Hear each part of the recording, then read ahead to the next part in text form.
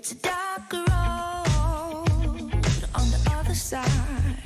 Don't you see I'm alone without you? Bienvenue si vous nous rejoignez, il est 8h moins 8 minutes. Et tiens, à propos de chiffres, si votre taux de cholestérol laisse à désirer, eh bien cette chronique est pour vous.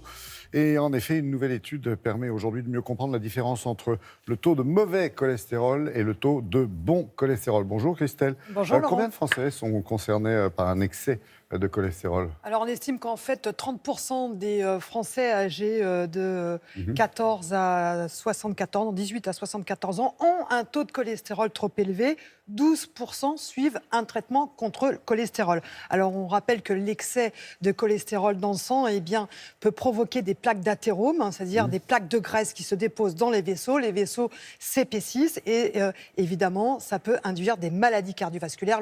L'excès de cholestérol est un facteur de risque d'accident vasculaire cérébral, mais aussi d'infarctus du myocarde. Alors tout le monde le sait, ou à peu près, il y a le bon et le mauvais cholestérol. Alors, effectivement, il y a le HDL cholestérol qu'on dit le bon cholestérol et le LDL cholestérol et on parle de mauvais cholestérol. Oui, mais voilà, ça n'est pas aussi simple que ça, puisque de nouvelles données présentées lors du dernier congrès de la Société européenne de cardiologie remettent en cause ce dogme. En fait, il faut aussi se méfier du HDL cholestérol, du bon cholestérol. Alors, comme on n'y comprend plus rien... Ce sont des faux amis.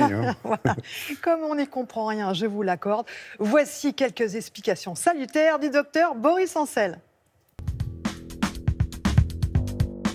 Quand on lit un bilan de cholestérol, on a l'habitude de parler du bon et du mauvais cholestérol. Le bon, c'est ce qu'on appelle le HDL cholestérol. On sait depuis longtemps qu'il y a une relation entre le niveau de HDL cholestérol dans le sang et le risque cardiovasculaire. En d'autres termes, les personnes qui ont un taux bas de HDL cholestérol ont plus de risques de faire une maladie cardiovasculaire et c'est historiquement l'inverse. Quand on a un taux élevé de HDL cholestérol, on a moins de risques.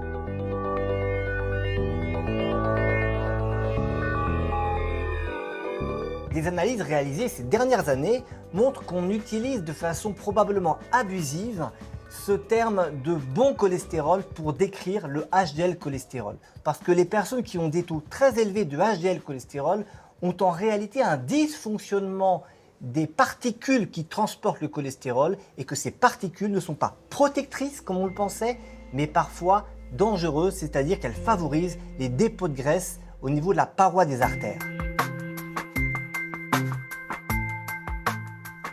Voilà, donc j'ai vos résultats d'examen et notamment du cholestérol. Vous voyez, la partie la plus importante, c'est le LDL cholestérol.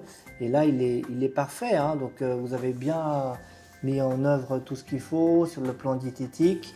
Donc, il faut continuer la même manière. De façon très pratique, quand on regarde une analyse de sang, il faut se concentrer sur une chose, le niveau de LDL cholestérol qui reste le mauvais cholestérol.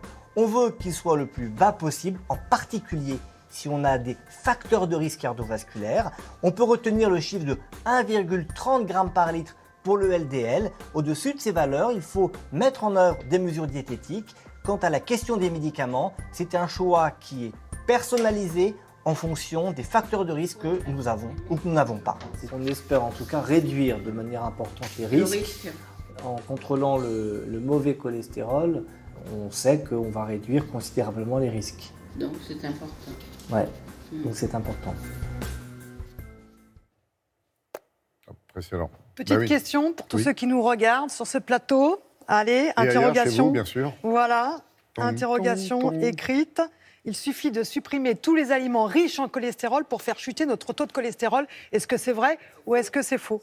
C'est faux. C'est faux. On est surdoués ici. Non, je l'aurais dit.